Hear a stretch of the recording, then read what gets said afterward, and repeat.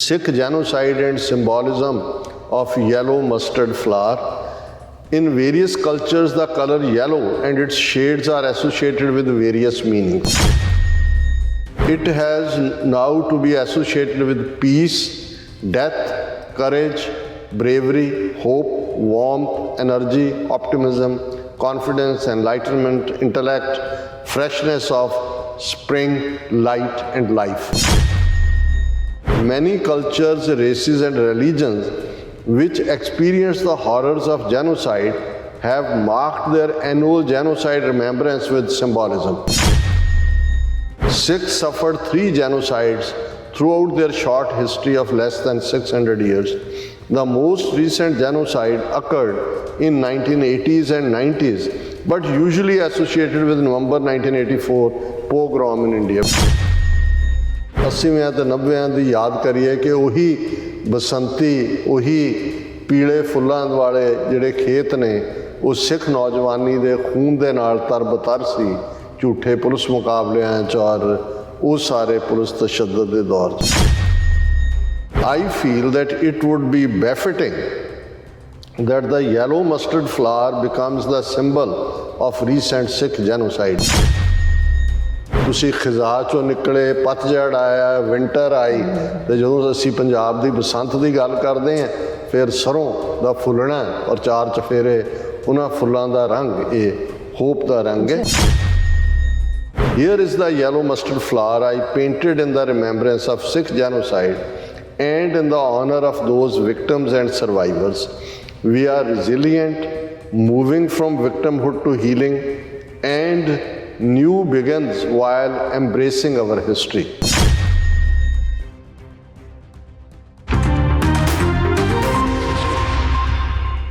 ਦਰਸ਼ਕੋ, break ਤੋਂ ਬਾਅਦ ਤੁਹਾਡਾ ਸਭ ਦਾ ਭਰਪੂਰ ਸਵਾਗਤ ਹੈ। ਸੋ ਵੀਅਰਸ, ਗੱਲਬਾਤ ਕਰਨ ਜਾ ਰਹੇ ਹਾਂ ਕਿ ਜੂਨ 1984 ਦੇ ਘੱਲੂਘਾਰੇ ਤੋਂ ਬਾਅਦ ਭਾਰਤੀ ਹਕੂਮਤ ਵੱਲੋਂ ਸਿੱਖ ਨਸਲਕੁਸ਼ੀਆਂ ਦਾ ਦੌਰਾ ਜਿਹੜਾ ਉਹ ਜਾਰੀ ਰਿਹਾ। ਦੁਨੀਆ ਦੀਆਂ ਹੋਰ ਕੌਮਾਂ ਦੀਆਂ ਵੀ ਨਸਲਕੁਸ਼ੀਆਂ ਹੋਈਆਂ ਹਨ। ਉਹ ਕੌਮਾਂ ਨਸਲਕੁਸ਼ੀ ਨੂੰ ਯਾਦ ਰੱਖਣ ਲਈ ਕਿਸੇ ਸਿੰਬਲ ਨੂੰ ਜਿਹੜਾ ਪ੍ਰਤੀਕ ਵਜੋਂ ਵਰਤਦੀਆਂ ਹਨ। ਸੋ ਟੋਰਾਂਟੋ ਤੋਂ ਸਰਦਾਰ ਬਲਜੀਤ ਸਿੰਘ ਘੁੰਮਣ ਸੁਪੁੱਤਰ ਸ਼ਹੀਦ ਮੇਜਰ ਬਲਦੇਵ ਸਿੰਘ ਘੁੰਮਣ ਨੇ ਇਸ ਸੰਬੰਧੀ ਸਮਝਾ ਦਿੱਤਾ ਹੈ ਕਿ ਸਰੋਂ ਦੇ ਪੀਲੇ ਫੁੱਲ ਨੂੰ ਮੌਜੂਦਾ ਦੌਰ ਦੀਆਂ ਸਿੱਖ ਨਸਲਕੁਸ਼ੀਆਂ ਦੀ ਯਾਦ ਲਈ ਪ੍ਰਤੀਕ ਵਜੋਂ ਵਰਤਿਆ ਗਿਆ ਹੈ।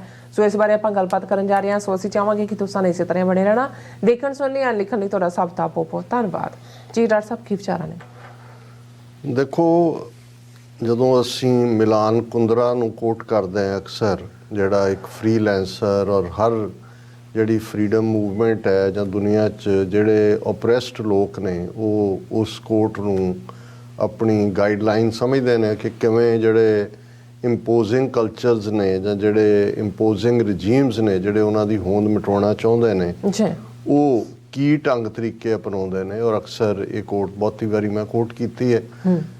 The first step towards liquidation of a people is to destroy its books, its culture, its history. Then have somebody to write new books, invent new culture, create new history.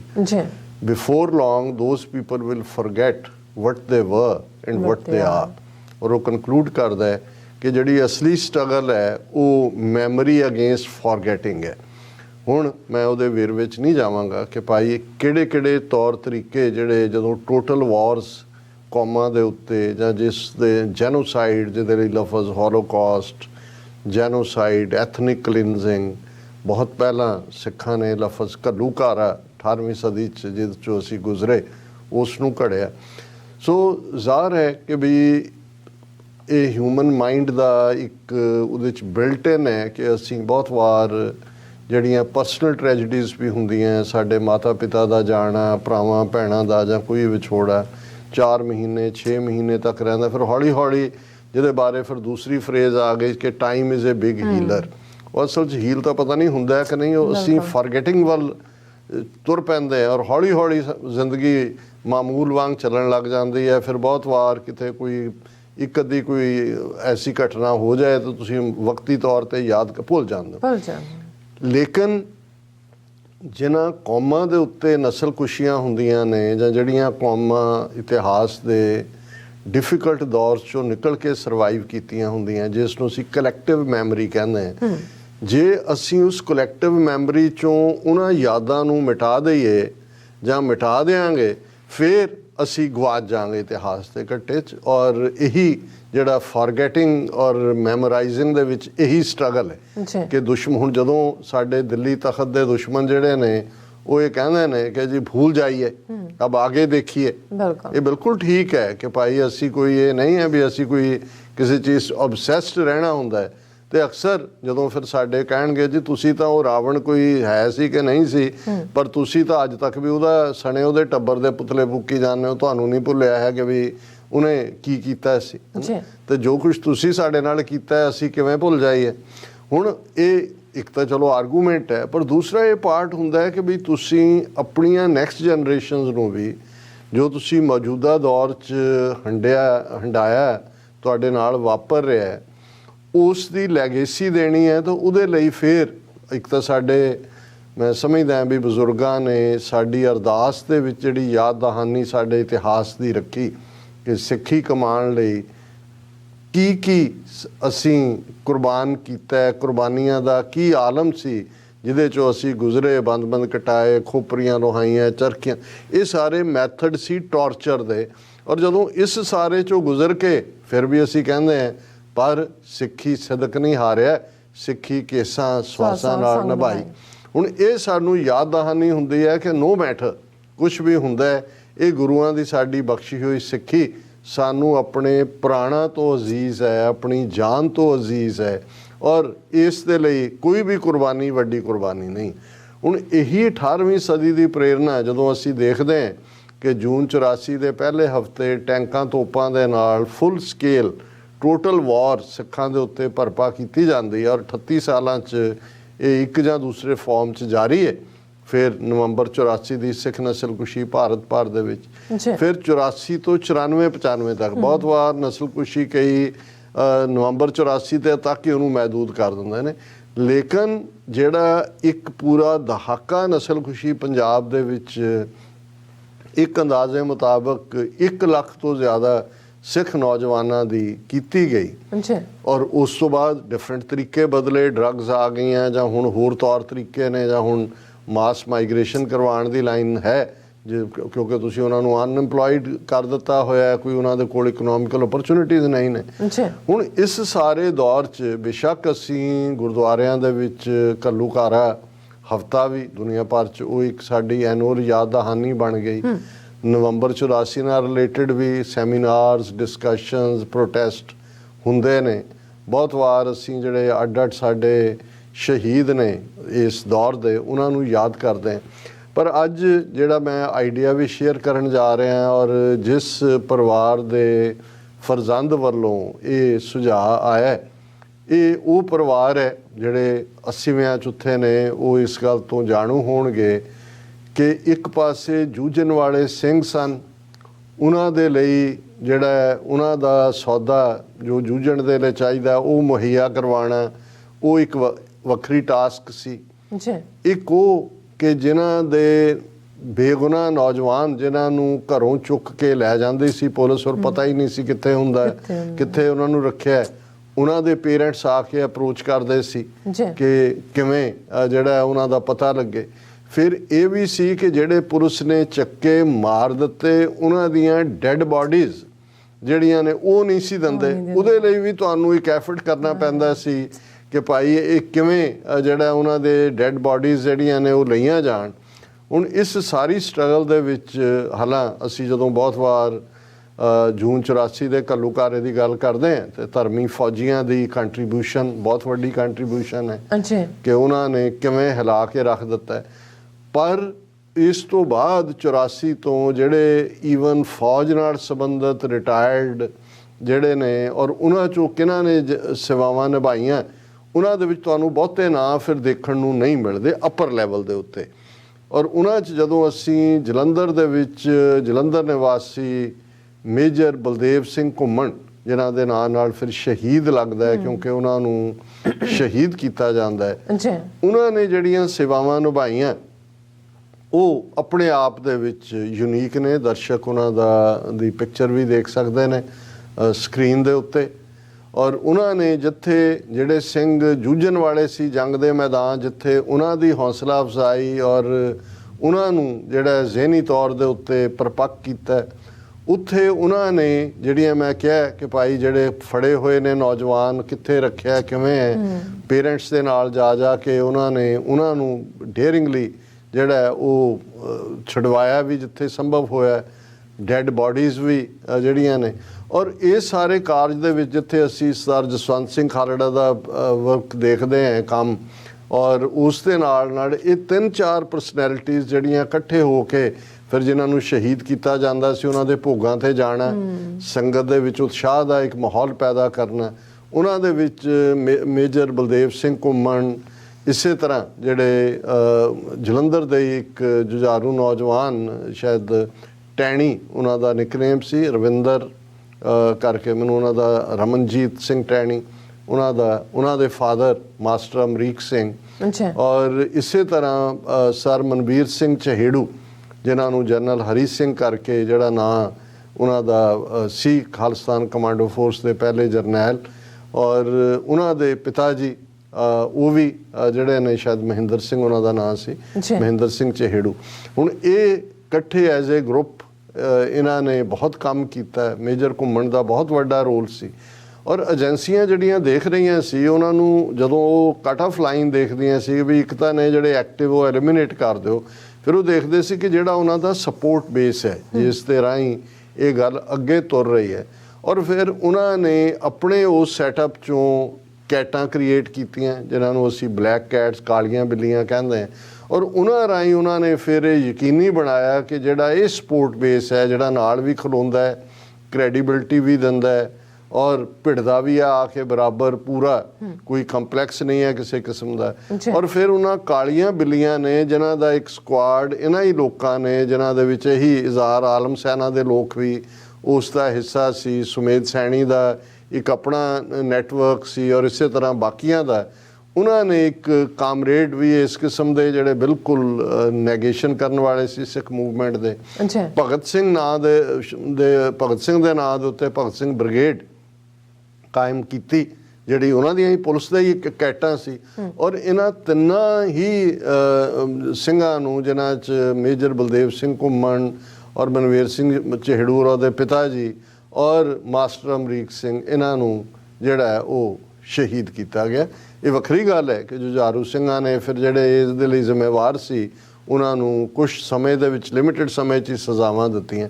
ਸੋ ਇਹ ਮੈਂ ਪਰਿਵਾਰ ਦਾ ਜ਼ਿਕਰ ਔਰ ਇਹ ਉਹਨਾਂ ਦੀ ਸ਼ਹਾਦਤ ਨੂੰ ਵੀ 30 ਵਰ੍ਹੇ ਤੋਂ ਜ਼ਿਆਦਾ ਹੋ ਚੁੱਕੇ ਨੇ, ਔਰ ਉਹਨਾਂ ਦੇ ਸਪੁੱਤਰ ਨੇ ਬਲਜੀਤ ਸਿੰਘ ਘੁੰਮਣ ਜਿਹੜੇ ਟੋਰਾਂਟੋ 'ਚ ਬੇਸ ਹੈ ਉਹਨਾਂ ਦਾ, ਔਰ ਪਿਛਲੇ ਦਿਨਾਂ 'ਚ ਜਿਨ੍ਹਾਂ ਦਿਨਾਂ 'ਚ ਅਸੀਂ ਟੋਰਾਂਟੋ ਗਏ ਉਦੋਂ ਉਸੇ ਵਕਤ ਦੇ ਦੌਰਾਨ ਹੀ ਇਹਨਾਂ ਦੇ ਮਾਤਾ ਜੀ ਯਾਨੀ ਕਿ ਸ਼ਹੀਦ ਮੇਜਰ ਬਲਦੇਵ ਸਿੰਘ ਘੁੰਮਣ ਦੀ ਸਿੰਘਣੀ ਸਾਹਿਬਾਂ ਜਿਨ੍ਹਾਂ ਨੂੰ ਟੋਰਾਂਟੋ ਦੀਆਂ ਸੰਗਤਾਂ ਬਹੁਤ ਪਿਆਰ ਕਰਦੀਆਂ ਸੀ, ਮੈਨੂੰ ਤਾਂ ਮਿਲਣ ਦਾ ਇਤਫਾਕ ਨਹੀਂ ਹੋਇਆ, ਆਲਮੋਸਟ 20 ਸਾਲ ਤਾਂ ਮੈਂ ਗਿਆ ਹੀ ਨਹੀਂ ਹੈ। ਔਰ ਜਿਵੇਂ ਉਹਨਾਂ ਨੇ ਉਹਨਾਂ ਦੀ ਪਰਸਨੈਲਿਟੀ ਨੂੰ ਬਿਆਨਿਆ, ਕਿਉਂਕਿ ਜਿੱਥੇ ਫਿਰ ਘੁੰਮਣ ਸਾਹਿਬ ਨੇ ਆਪਣੇ ਮਿਸ਼ਨ ਨੂੰ ਛੱਡਿਆ ਪਰਿਵਾਰ ਨੇ ਅੱਗੋਂ ਤੋਰਿਆ, ਔਰ ਵੀਰ ਬਲਜੀਤ ਸਿੰਘ ਘੁੰਮਣ ਜਿਨ੍ਹਾਂ ਦੇ ਨਾਲ 3-4 ਦਿਨ ਪਹਿਲਾਂ ਹੀ ਗੁਫ਼ਤਗੂ ਹੋਈ, ਔਰ ਉਹਨਾਂ ਨੇ ਜਿੱਥੇ ਇਹ ਸਾਰਾ ਪਾਰਟ ਤਾਂ ਮੈਨੂੰ ਪਤਾ ਵੀ ਸੀ ਥੋੜ੍ਹਾ ਬਹੁਤ, ਲੇਕਿਨ ਇਸ ਤੋਂ ਹੋਰ ਵੀ ਜਾਣਕਾਰੀ ਮਿਲੀ, ਔਰ ਉਹਨਾਂ ਨੇ ਕਿਉਂਕਿ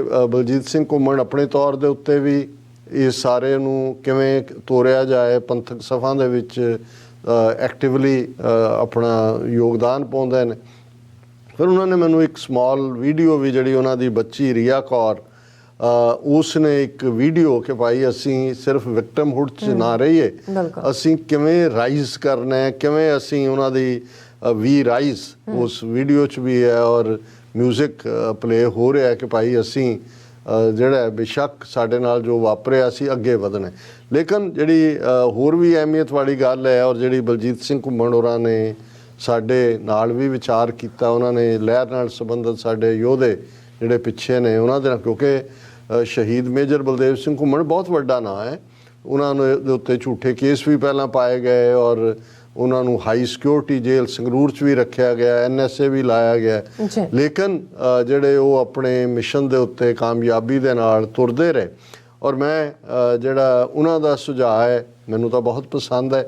ਅਸੀਂ ਆਪਣੇ ਦਰਸ਼ਕਾਂ ਲਈ ਵੀ ਔਰ ਵਿਚਾਰ ਲਈ ਵੀ ਸਾਹਮਣੇ ਰੱਖਦੇ ਹਾਂ। ਔਰ ਇਹ ਉਹਦੇ 'ਚ ਉਹਨਾਂ ਨੇ ਕਿਹਾ ਕਿ ਵੀ ਜਿਵੇਂ ਸਾਰੀਆਂ ਹੀ ਕੌਮਾਂ ਦੇ ਜਿਹੜੇ ਜਿੱਥੇ ਜਿੱਥੇ ਵੀ ਜਿਹੜੀਆਂ ਕੌਮਾਂ ਯਾਦ ਰੱਖਦੀਆਂ ਨੇ ਜੈਨੋਸਾਈਡਸ ਦਾ ਕੋਈ ਸਿੰਬਲ ਬਣ ਜਾਂਦਾ ਹੈ, ਕੋਈ ਫਲਾਵਰ ਹੈ, ਕੋਈ ਹੋਰ ਚੀਜ਼ ਹੈ।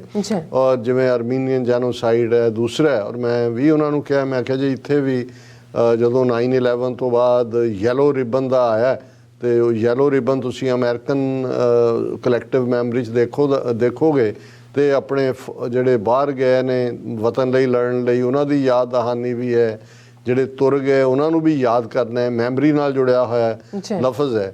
ਸੋ ਉਹਨਾਂ ਨੇ ਇਹ ਕਿਹਾ ਕਿ ਜੀ ਮੈਨੂੰ ਇਹ ਲੱਗਦਾ ਵੀ ਜਿਵੇਂ ਸਰੋਂ ਦਾ ਫੁੱਲ ਜਿਹੜਾ ਹੈ ਪੰਜਾਬ ਦੀ, ਅਸੀਂ ਕਿਸਾਨੀ ਬੈਕਗਰਾਊਂਡ ਹੈ ਸਾਡੇ ਬਹੁਤਿਆਂ ਦੀ ਸਿੱਖ ਕੌਮ ਦੇ ਵਿੱਚ, ਧਰਤੀ ਦੇ ਪੁੱਤਰ ਹੈ ਔਰ ਉਹ ਸਾਡੇ ਲਈ ਇੱਕ ਪਾਸੇ ਬੇਸ਼ੱਕ ਜਿਹੜੀ ਸਰੋਂ ਹੈ ਇਹ ਬਹਾਰ ਨਾਲ ਵੀ ਜੁੜਦੀ ਹੈ ਔਰ ਸਾਡਾ ਜਦੋਂ ਅਸੀਂ ਕੇਸਰੀ ਰੰਗ ਜਾਂ ਯੈਲੋ ਜਿਹੜਾ ਬਸੰਤੀ ਰੰਗ ਦੀ ਗੱਲ ਵੀ ਕਰਦੇ ਹਾਂ ਜਾਂ ਜਿਸ ਦੇ ਲਈ ਜਿਹੜਾ ਉਹ ਸਾਡੇ ਕੌਮੀ ਰੰਗਾਂ 'ਚ ਵੀ ਹੈ, ਉਹ ਵੀ ਕੁਰਬਾਨੀ ਦਾ ਰੰਗ ਵੀ ਇਹਦੇ ਨਾਲ ਜੁੜਦਾ ਹੈ, ਦੂਜਾ ਵੀ ਹੈ ਯਾਦ ਦਹਾਨੀ ਵੀ ਹੈ। ਲੇਕਿਨ ਇਹ ਉਹਨਾਂ ਦਾ ਇਹ ਕਹਿਣਾ ਹੈ ਕਿ ਵੀ ਜੇ ਅਸੀਂ ਇਸ ਨੂੰ ਅਡੋਪਟ ਕਰੀਏ ਅਤੇ ਇਹ ਇੱਕ ਸਿੰਬਲ ਦੇ ਤੌਰ ਦੇ ਉੱਤੇ ਕਲੈਕਟਿਵ ਸਾਡੀਆਂ ਜੈਨੋਸਾਈਡ ਦੀ ਮੈਮਰੀ ਵੀ ਹੈ ਔਰ ਮੋਟੀਵੇਸ਼ਨ ਵੀ ਰਹੇਗੀ। ਔਰ ਮੈਂ ਉਹਨਾਂ ਦੀ ਲਿਖਤ ਪੜ੍ਹਨਾ ਚਾਹੁੰਦਾ। ਉਹਦੇ 'ਚ ਉਹਨਾਂ ਨੇ ਕਿਹਾ ਕਿ Sikh genocide and symbolism of yellow mustard flower. In various cultures, the color yellow and its shades are associated with various meanings. Har ek da added matlab. It has now to be associated with peace, death, courage, bravery, hope, warmth, energy, optimism, confidence, enlightenment, intellect, freshness of spring, light and life. ਕਿ ਇਹ ਜਿਹੜੇ ਸਾਰੇ ਸਿੰਬਲਸ ਨੇ ਇਹਨਾਂ ਅੱਡ ਅੱਡ ਚੀਜ਼ਾਂ ਨੂੰ ਰਿਪਰੈਜ਼ੈਂਟ ਕਰਦੇ ਨੇ। Many cultures, races and religions which experience the horrors of genocide have marked their annual genocide remembrance with symbolism. ਜਦੋਂ ਸਾਲਾਨਾ ਯਾਦ ਮਨਾਉਂਦੇ ਨੇ ਆਪਣੀ ਜੈਨੋਸਾਈਡ ਦੀ ਸਿੰਬਲ, ਜਿਹਨੂੰ ਅਸੀਂ ਪ੍ਰਤੀਕ ਕਹਿੰਦੇ ਹਾਂ ਕਿ ਪ੍ਰਤੀਕਾਂ ਦੇ ਤੌਰ 'ਤੇ। Sikh suffered 3 genocides throughout their short history of less than 600 years. The most recent genocide occurred in 1980s and 90s, but usually associated with November 1984 pogrom in India. ਬਹੁਤ ਵਾਰੀ ਨਵੰਬਰ 84 ਨੂੰ ਹੀ ਨਸਲਕੁਸ਼ੀ ਕਿਹਾ ਜਾਂਦਾ ਹੈ, ਹਾਲਾਂਕਿ ਜੂਨ 84 ਸਾਡੇ ਲਈ ਤਾਂ ਘੱਲੂਘਾਰਾ ਲਫ਼ਜ਼ ਜਿਹੜਾ ਹੈ ਉਹੀ ਕਾਫੀ ਹੈ ਔਰ ਫਿਰ 84 ਤੋਂ 94-95 ਤੱਕ ਉਹਦਾ ਵੀ ਉਹਨਾਂ ਨੇ ਜ਼ਿਕਰ ਕੀਤਾ। ਹੁਣ ਉਹਨਾਂ ਨੇ ਆਪਣਾ ਤਰਕ ਦਿੱਤਾ ਹੈ ਕਿ ਉਹ ਕਿਉਂ ਸਰੋਂ ਦਾ ਫੁੱਲ ਜਿਹੜਾ ਸਾਡਾ ਇਸ ਜੈਨੋਸਾਈਡ ਦੀ ਰਿਮੈਂਬਰੈਂਸ ਹੋਏ। The mustard plant and its yellow flower has always been associated with Punjab, a Sikh province, now East Punjab, and holds a respectable place in both the Punjabi folklore and its modern music. ਹੁਣ ਬਹੁਤ ਸਾਰੇ ਪੰਜਾਬੀ ਗੀਤ, ਲੋਕ ਗੀਤ ਉਹਦੇ 'ਚ ਸਰੋਂ ਦਾ ਜ਼ਿਕਰ ਹੈ ਔਰ ਫਿਰ ਉਹਨਾਂ ਨੇ ਕਿਹਾ ਵੀ ਮਾਡਰਨ ਮਿਊਜ਼ਿਕ ਦੇ ਵਿੱਚ ਵੀ। In 1980s and 90s, the yellow mustard fields of Punjab became the killing grounds of the Sikh youth. ਹੁਣ ਜਦੋਂ ਅਸੀਂ ਬਸੰਤ ਨਾਲ ਔਰ ਸਰੋਂ ਦੇ ਨਾਲ ਇਹ ਜੋੜਦੇ ਹਾਂ ਅਤੇ ਫਿਰ 80ਵੇਂ ਅਤੇ 90ਵੇਂ ਦੀ ਯਾਦ ਕਰੀਏ ਕਿ ਉਹੀ ਬਸੰਤੀ, ਉਹੀ ਪੀਲੇ ਫੁੱਲਾਂ ਵਾਲੇ ਜਿਹੜੇ ਖੇਤ ਨੇ ਉਹ ਸਿੱਖ ਨੌਜਵਾਨੀ ਦੇ ਖੂਨ ਦੇ ਨਾਲ ਤਰਬਤਰ ਸੀ ਝੂਠੇ ਪੁਲਿਸ ਮੁਕਾਬਲਿਆਂ 'ਚ ਔਰ ਉਹ ਸਾਰੇ ਪੁਲਿਸ ਤਸ਼ੱਦਦ ਦੇ ਦੌਰ 'ਚ। I feel that it would be befitting that the yellow mustard flower becomes the symbol of recent Sikh genocide. ਮੈਂ ਆਪਣੀ ਟੈਕਨੀਕਲ ਟੀਮ ਨੂੰ ਕਹਾਂਗਾ ਉਹਨਾਂ ਨੇ ਜਿਹੜੇ ਡਰਾ ਕੀਤੇ ਨੇ ਕੈਨਵਸ ਦੇ ਉੱਤੇ 2 ਅੱਡ ਡਿਜ਼ਾਈਨ ਨੇ ਉਹ ਵੀ ਨਾਲ ਦਿਖਾ ਦੇਣ। This flower represents Punjab, its farming traditions and Sikh farmers. It represents the rich honorable Sikh history. ਇਹ ਇਤਿਹਾਸ ਵੀ ਸਾਡੀ ਪਰੰਪਰਾ ਵੀ। ਔਰ ਦਿਸ ਫਲਾਵਰ ਰਿਪਰੈਜ਼ੈਂਟ ਪੰਜਾਬ, ਜਿਵੇਂ ਕਿਹਾ ਉਹਨਾਂ ਨੇ। The yellow colour of flower represents the Punjab and Sikh history, reminding us of its rich traditions of martial race, bravery, courage, intellect, peace and optimism. ਕਿ ਇਹ ਸਾਰੇ ਜਿਹੜੇ ਗੁਣ ਨੇ ਇਹ ਸਾਡੀ ਪਰੰਪਰਾ ਸਾਡੇ ਜਿਹੜੇ ਉਹ ਇਹਦੀ ਯਾਦ ਦਹਾਨੀ ਵੀ ਹੈ, ਉਹਦਾ ਪ੍ਰਤੀਕ ਵੀ ਹੈ। The color also represents and guides us towards hope, confidence, warmth, healing, transformation, sustain, nurture and life full of new beginnings। ਕਿ ਹੋਪ ਕਿ ਇਕੱਲਾ ਇਹੀ ਨਹੀਂ ਕਿ ਵੀ ਅਸੀਂ ਉਹਦੇ 'ਚ ਡੁੱਬ ਕੇ ਸਿਰਫ ਤੇ ਸਿਰਫ ਗਮ ਖਾਰ ਹੀ ਰਹਿਣਾ, ਅਸੀਂ ਉਸ 'ਚੋਂ ਨਿਕਲਣਾ, ਕਿਉਂਕਿ ਹੋਪ ਅਲਟੀਮੇਟਲੀ ਇਹ ਹੋਪ ਵੀ ਹੈ। ਫਿਰ ਬਸੰਤ ਆਈ, ਹੁਣ ਉਹ ਹੋਪ ਹੈ ਕਿ ਭਾਈ ਤੁਸੀਂ ਖਿਜ਼ਾ 'ਚੋਂ ਨਿਕਲੇ, ਪਤਝੜ ਆਇਆ, ਵਿੰਟਰ ਆਈ। ਅਤੇ ਜਦੋਂ ਅਸੀਂ ਪੰਜਾਬ ਦੀ ਬਸੰਤ ਦੀ ਗੱਲ ਕਰਦੇ ਹਾਂ, ਫਿਰ ਸਰੋਂ ਦਾ ਫੁੱਲਣਾ ਔਰ ਚਾਰ ਚਫੇਰੇ ਉਹਨਾਂ ਫੁੱਲਾਂ ਦਾ ਰੰਗ, ਇਹ ਹੋਪ ਦਾ ਰੰਗ ਹੈ। Here is the yellow mustard flower I painted in the remembrance of Sikh genocide and in the honor of those victims and survivors. We are resilient, moving from victimhood to healing, and new begins while embracing our history। ਕਿ ਅਸੀਂ ਅੱਗੇ ਵਧਣਾ ਹੈ ਇਤਿਹਾਸ ਤੋਂ ਵੀ ਔਰ ਇਹ ਸਾਰੇ ਤੋਂ ਵੀ। I ask all Sikhs to share this post, use the image in your stories and forward the message to all you would like to। ਫਿਰ ਉਹਨਾਂ ਨੇ ਜਿਹੜਾ ਹੈ ਉਹ ਉਸ ਦਾ ਕਿਹਾ ਕਿ ਐਕਰੀਲਿਕਸ ਔਨ 4x5 ਕੈਨਵਸ, ਇਹ ਉਹਨਾਂ ਦਾ ਹੈਗਾ। ਸੋ ਅਸੀਂ ਆਪਣੇ ਦਰਸ਼ਕਾਂ ਦੀ ਕਚਹਿਰੀ, ਸਿੱਖ ਸੰਗਤਾਂ ਦੀ ਕਚਹਿਰੀ 'ਚ ਇਹ ਸਾਰੀ ਗੱਲ ਨੂੰ ਰੱਖਿਆ। ਔਰ ਅੱਜ ਉਹਨਾਂ ਦੀ ਇੱਕ ਬਰੀਫ ਨਜ਼ਮ ਵੀ ਜਿਹੜੀ 1984 ਉਹਨਾਂ ਨੇ ਠੋਸ ਪੰਜਾਬੀ ਦੇ ਵਿੱਚ, ਜਿਵੇਂ ਅਸੀਂ ਗੁਰਮੁਖ 'ਚ ਲਿਖਦੇ ਹਾਂ, ਲਿਖ ਕੇ ਉਹਨਾਂ ਨੇ ਇਸ ਦੇ ਉੱਤੇ ਉਹਨਾਂ ਦੀ ਇਹ ਨਜ਼ਮ ਹੀ ਹੈ। ਲੈ ਕੇ ਤੇਰੇ ਪੈਗਾਮ ਆਉਂਦੀ ਹੈ ਹਰ ਰੋਜ਼ ਸ਼ਾਮ ਤੇਰੇ ਸ਼ਹਿਰ ਦੀ। ਇਹ ਤਰਜ਼ ਉਹੀ ਹੈ ਜਿਵੇਂ ਸ਼ਿਵ ਬਟਾਲਵੀ ਨੇ ਮੈਂ ਮਸੀਹਾ ਵੇਖਿਆ ਬਿਮਾਰ ਤੇਰੇ ਸ਼ਹਿਰ ਦਾ, ਔਰ ਉਹਨਾਂ ਨੇ ਇਸ ਜੈਨੋਸਾਈਡ 1984 ਨੂੰ ਆਪਣੀਆਂ ਯਾਦਾਂ 'ਚ ਲਿਆ ਕੇ ਹਰ ਸਿੱਖ ਇਹ ਮਹਿਸੂਸ ਕਰ ਸਕਦਾ ਹੈ। ਲੈ ਕੇ ਤੇਰੇ ਪੈਗਾਮ ਆਉਂਦੀ ਹੈ ਹਰ ਰੋਜ਼ ਸ਼ਾਮ ਤੇਰੇ ਸ਼ਹਿਰ ਦੀ, ਕੁਝ ਟੁੱਟਦਾ ਰਿਹਾ ਸਾਡਾ ਤੇ ਮੂੰਹ ਵੇਖਦੀ ਰਹੀ ਪੁਲਿਸ ਤੇਰੇ ਸ਼ਹਿਰ ਦੀ। ਲਾਵਾਰਸ ਲਾਸ਼ਾਂ ਨੇ ਇੱਥੇ ਜੀਂਦਿਆਂ ਨੂੰ ਫੂਕਦੀ ਰਹੀ ਸ਼ਮਸ਼ਾਨ ਤੇਰੇ ਸ਼ਹਿਰ ਦੀ। ਉਹਨਾਂ ਨੇ ਪਛਾਤੀਆਂ ਲਾਸ਼ਾਂ ਦੀ ਕਹਾਣੀ। ਲਾਵਾਰਸ ਲਾਸ਼ਾਂ ਨੇ ਇੱਥੇ ਜੀਂਦਿਆਂ ਨੂੰ ਫੂਕਦੀ ਰਹੀ ਸ਼ਮਸ਼ਾਨ ਤੇਰੇ ਸ਼ਹਿਰ ਦੀ। ਮਰ ਗਏ ਰਖਵਾਲੇ ਵੀ ਲਾਵਾਰਸ ਬਣ ਗਈ ਲਾਸ਼ ਤੇਰੇ ਸ਼ਹਿਰ ਦੀ। ਜਸ਼ਨ ਚੱਲੇ ਸਨ ਬੜੇ ਜਦ ਮੌਤ ਹੋਈ ਸੀ ਯਾਰ ਤੇਰੇ ਸ਼ਹਿਰ ਦੀ। ਕੀ ਮੂੰਹ ਵਿਖਾਵੇਂਗਾ ਕਹਾਣੀ ਸ਼ਰਮਨਾਕ ਬੜੀ ਬਲਜੀਤ ਤੇਰੇ ਸ਼ਹਿਰ ਦੀ। ਸੋ ਅਸੀਂ ਵੀਰ ਬਲਜੀਤ ਸਿੰਘ ਘੁੰਮਣ, ਉਹਨਾਂ ਦਾ ਸਮੁੱਚਾ ਪਰਿਵਾਰ, ਮੈਂ ਸਮਝਦਾ ਕਿ ਜਿਨ੍ਹਾਂ ਨੂੰ ਅਸੀਂ ਪੰਥ ਦੇ ਅਸੈਟ ਕਹਿੰਦੇ ਹਾਂ, ਇਹ ਉਹਨਾਂ 'ਚੋਂ ਨੇ। ਉਹਨਾਂ ਦੇ ਪਿਤਾ ਜੀ ਨੇ ਸ਼ਹਾਦਤ ਦਿੱਤੀ, ਉਹਨਾਂ ਨੇ ਵੀ ਝੰਡਾ ਚੁੱਕਿਆ ਹੋਇਆ, ਔਰ ਉਹਨਾਂ ਨੇ ਮੈਨੂੰ ਇਹ ਵੀ ਦੱਸਿਆ ਕਿ ਕਿਵੇਂ ਜਿਹੜੇ ਆਰਟਿਸਟਿਕ ਬੱਚੇ ਨੇ ਉਹਨਾਂ ਦੇ ਲਈ ਉਹਨਾਂ ਨੇ ਕਿਵੇਂ ਇੱਕ ਪੂਰਾ ਗਰੁੱਪ ਬਣਾ ਕੇ, ਅਸੀਂ ਫਿਰ ਕਿਸੇ ਵੇਲੇ ਉਸ ਦੇ ਉੱਤੇ ਉਹਨਾਂ ਦੀ ਕੰਟਰੀਬਿਊਸ਼ਨ ਦੀ ਗੱਲ ਕਰਾਂਗੇ। ਔਰ ਉਹਨਾਂ ਦੀ ਅੱਗੋਂ ਬੱਚੀ ਰੀਆ ਕੌਰ, ਉਹਨੇ ਵੀ ਤਿੰਨ ਜਨਰੇਸ਼ਨਾਂ ਇਹੀ ਹੈ ਮੈਮਰੀ ਜਿਹੜੀ ਹੈ।